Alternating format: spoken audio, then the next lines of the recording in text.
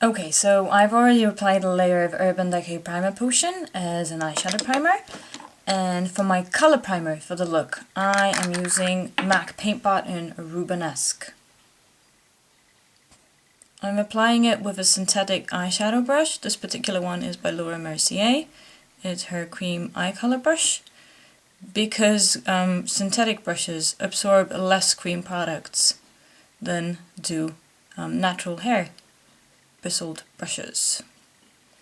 And in my personal opinion, synthetic brushes make for a smoother application of cream products. So it's just my personal preference. I know a lot of people use the 217 brush to apply paint pots. Rubenesque is a golden apricot color for reference.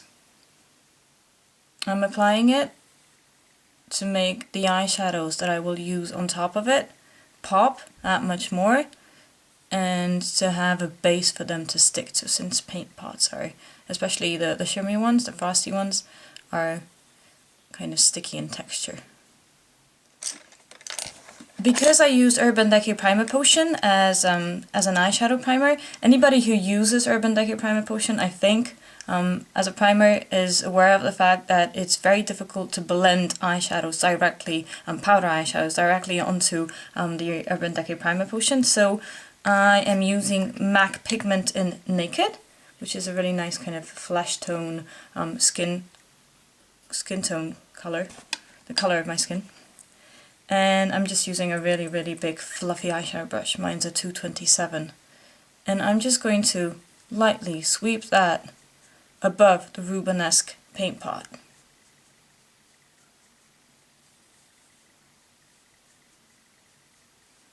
As an all-over shadow to make blending other eyeshadows easier.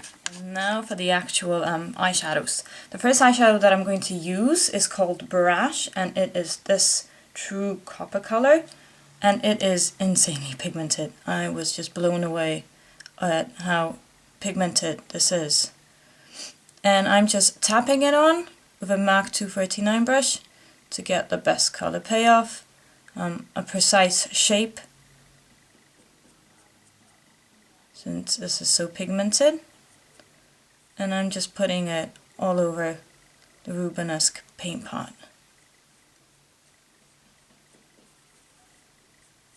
I don't think you can get any more coppery than this. Anytime you're using a coppery shade, make sure that it's frosty, since any color that resembles natural elements, so like copper, gold, silver, it's better if the texture is frosty, or the finish is frosty, since they are kind of shiny in real life. So it just looks so much more natural and realistic, and better than a matte version of the same color. There's something a little bit off about a gold or silver or a copper color, which is not shiny in terms of finish. Okay.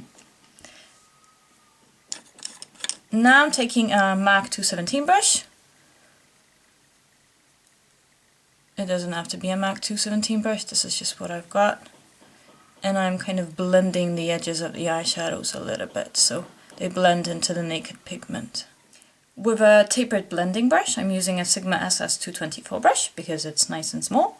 I'm taking the Spice Chocolate color, which is a matte medium brown color on the reddish side. And I'm just tapping a little bit of it onto my brush. And I want to put that just above my crease, kind of in my crease, but mostly above my crease with this brush.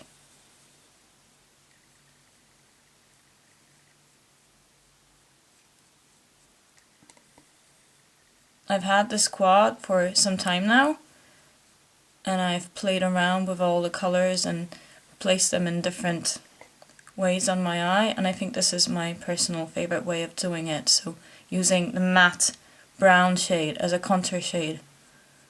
I love using matte shades as contour shades. I just think it works best if you use a matte shade, since it adds depth and makes things look deeper and more far away. So it's an ideal contour shade. There's something mysterious about it. And I also like the play on textures. We've got the really, really shimmery intense lid and the contour color, which is kind of so subdued. I'm not really worrying about the fact that this is really unblended because I'm going to fix that later. For now, I'm taking a more pointy eye crease brush. This one is by Laura Mercier, and I'm taking the same color, Spice Chocolate color, and I'm just going to put it near my lash line for a little bit more definition and directly in my crease, creating a stronger outer V just at the very outer corner.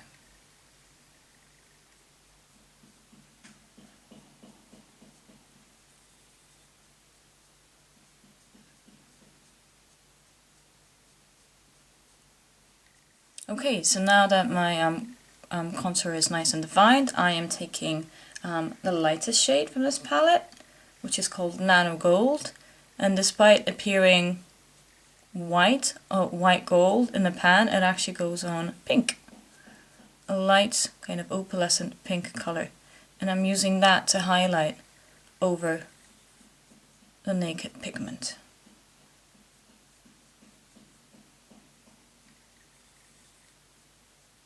And this will also allow me to kind of clean up the edges of my contour color as well. I'm going to line my eyes now, and I'm using L'Oreal Eye Designer. These are wonderful if you're in the market for eyeliner pencils.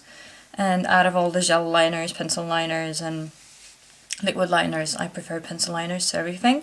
The Eye Designers, these by L'Oreal, they're very cheap. They're wonderful to work with. They apply like butter. They come in a really wide variety of colors, and they last. I only have good things to say about this, so I highly recommend this. I'm using this in deep brown. So I'm just lining my eye with this pencil and making the line a little bit thicker at the outer corner. It doesn't have to be perfect by any means, since I'm going to smudge it. Okay, so now that my line is on, I am taking a smudge brush. This particular one is by Sephora. It works really well. It's cheap and it works really well. And I'm just going to lightly press on my eyeliner with the brush and smudge it into my lid color. Now I'm going to take this deep purple, slightly shimmery shade. This is called Sweet Chestnut, and it's beautiful. And I am going to apply it with a MAC 209 brush. So I'm just taking a little bit on my brush, and I'm going to go over the brown pencil, covering it completely with the eyeshadow. I'm making the line, I made the line much thicker than I usually would because I really want the purple to kind of show up in the look. You might think that orange and purple is kind of an unlikely combination, but they go together really, really well. And I'm just pulling the color upwards when I get to my outer corner.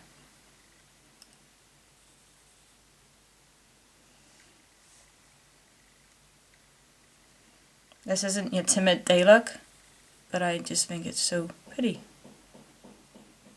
Okay, to intensify the look even more, I'm going to line my eyes with a black pencil, and I'm using a Max Factor Kohl pencil in just black.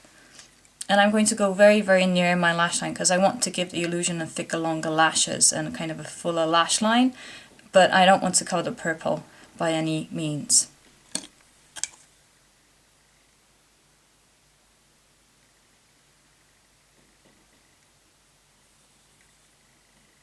So I'm basically just going over my lashes at the very base.